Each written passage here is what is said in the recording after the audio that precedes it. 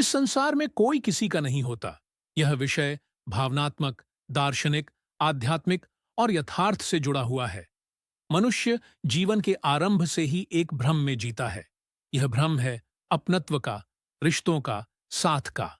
हम जब जन्म लेते हैं तो हमें यह आभास दिलाया जाता है कि हम किसी परिवार का हिस्सा हैं। माता पिता हमारे अपने हैं, भाई बहन, दोस्त, सगे संबंधी, ये सब हमारे अपने हैं। और हम इसी विश्वास को जीवन भर सीने से लगाए जीते रहते हैं। लेकिन जैसे जैसे समय बीतता है, अनुभवों की आंच में जब ये रिश्ते तपते हैं, तब हमें धीरे धीरे यह एहसास होता है कि वास्तव में कोई किसी का नहीं होता। सबसे पहला धोखा हमें वहां मिलता है जहां सबसे अधिक प्रेम और सुरक्षा की अपेक्षा होती है, परिवार में। माता पिता का स्नेह बचपन में कितना भी सच्चा क्यों ना हो, जैसे ही बच्चे बड़े होते हैं, जिम्मेदारियां और अपेक्षाएं उस प्रेम पर हावी हो जाती हैं। बच्चा अब एक जिम्मेदारी है, एक नाम है जो परिवार की इज्जत बढ़ाएगा या घटाएगा। और अगर उस बच्चे की दिशा परिवार की उम्मीदों से मेल नहीं खाती, तो वही स्नेह धीरे धीरे शिकायत में बदलने लगता है। भाई बहन जो बचपन में साथ खेलते हैं, हंसते हैं, रोते हैं, बड़े होकर विरासत, संपत्ति और अहम के लिए एक दूसरे से मुंह मोड़ लेते हैं। हक की लड़ाई में अपनापन गुम हो जाता है। कितनी ही कहानियां हैं जहां भाई भाई कोर्ट में एक दूसरे के खिलाफ खड़े हैं, बहनें तानों और कटाक्षों में एक दूसरे को नीचा दिखाने में व्यस्त हैं। फिर आता है दोस्ती का रिश्ता, जिसे हम खून से नहीं, दिल से बना रिश्ता मानते हैं। लेकिन जब वक्त मुश्किल आता है, तो वही दिल पीछे हट जाता है। दोस्ती तब तक चलती है जब तक स्वार्थ चल रहा होता है।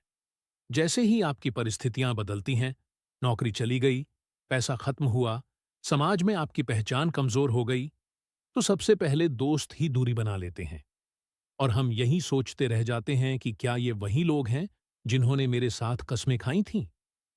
प्रेम भी आज के युग में स्थायित्व से दूर होता जा रहा है। पहले जहां प्रेम त्याग, समर्पण और सेवा का प्रतीक था, वहीं आज वह केवल एक समझौता बनकर रह गया है। प्रेम तब तक जीवित है जब तक वह सुविधा दे रहा है। जैसे ही कठिनाइयां बढ़ती हैं, प्रेम का स्वरूप बदलने लगता है। लोग साथ जीने मरने की कस्में खाते हैं, लेकिन जैसे ही जीवन की कठोरताएं सामने आती हैं, उन कस्मों की याद तक नहीं रहती। यह कहना गलत नहीं होगा कि आज संबंध केवल एक लेन देन बन गए हैं। हर कोई दूसरे से कुछ पाना चाहता है, प्रेम, सुरक्षा, पैसा, मान सम्मान या सुविधा। और जैसे ही उसे वह मिलना बंद होता है, वह रिश्ता धीरे धीरे मरने लगता है। यह समाज अब उपयोग की संस्कृति में जी रहा है, यूज एंड फॉरगेट। इसलिए जब हम यह कहते हैं कि इस संसार में कोई किसी का नहीं होता, तो यह केवल निराशा नहीं, बल्कि एक कटु यथार्थ है। अब जरा मृत्यु के दृष्टिकोण से सोचिए। जब कोई मरता है, तो सबसे करीबी लोग क्या करते हैं? वे रोते हैं, शोक प्रकट करते हैं, अंतिम संस्कार करते हैं। फिर धीरे धीरे उस व्यक्ति की यादें भी धुंधली पड़ने लगती हैं। जिस घर में वह हर कोने में सांसें लेता था, उसी घर में उसकी फोटो टंगी रह जाती है। और फिर वह भी धीरे धीरे दीवार पर पुराने कैलेंडर की तरह उपेक्षित हो जाती है। सच्चाई तो यह है कि जब हम मरते हैं, तो हमारे साथ कोई नहीं जाता, न रिश्ते, न पैसा, न प्रतिष्ठा। सिर्फ हमारे कर्म, हमारे विचार और हमारी आत्मा, यही हमारे साथ जाती है। बाकी सब कुछ यहीं छूट जाता है। आध्यात्मिक दृष्टिकोण से देखें तो हमारे शास्त्र भी यही कहते हैं, यह संसार माया है। भगवद गीता में भगवान श्री कृष्ण ने स्पष्ट कहा है, नयते सती पुरुषा धर्मिष्ठा, अर्थात संसार में कोई भी संबंध स्थायी नहीं है। जो आज साथ है, कल वह नहीं रहेगा। जो आज प्रेम करता है, कल वह तिरस्कार भी कर सकता है।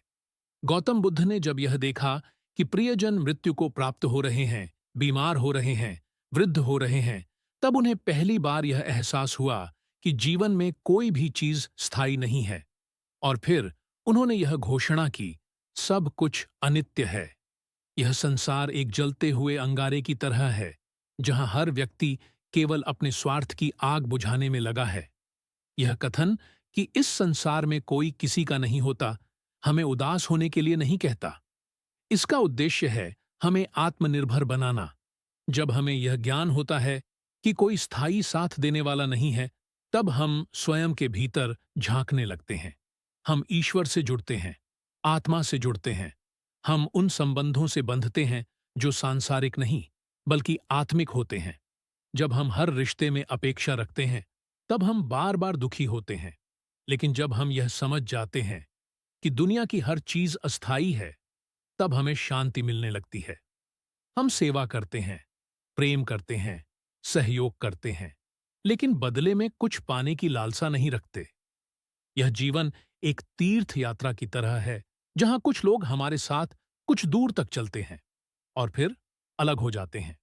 कोई स्टेशन पर चढ़ता है, कोई अगले स्टेशन पर उतर जाता है।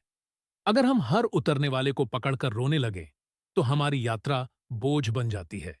इसलिए बुद्धिमान वही है जो साथ का सम्मान करता है, पर उसे पकड़कर बैठता नहीं। अगर किसी को सच में अपना समझना है, तो वह है ईश्वर और स्वयं की आत्मा। यही दो ऐसे हैं जो कभी साथ नहीं छोड़ते। बाकी सब रिश्ते, दोस्त, समाज, पद, प्रतिष्ठा, सब समय की लहरों में बह जाने वाले हैं। जीवन हमें बार बार यह सिखाता है कि हमें स्वयं की शक्ति पहचाननी चाहिए, आत्मा की गहराई से जुड़ना चाहिए और सेवा, प्रेम व त्याग को अपनी प्रकृति बनाना चाहिए, बिना किसी अपेक्षा के। इस संसार में कोई किसी का नहीं होता, लेकिन जब हम इस सत्य को स्वीकार करते हैं, तब हम किसी से भी शिकायत नहीं करते, किसी से भी अत्यधिक आशा नहीं रखते और जीवन को वैसे जीते हैं जैसे एक साधक साधना करता है, स्थिर, मौन और पूर्ण चेतना के साथ।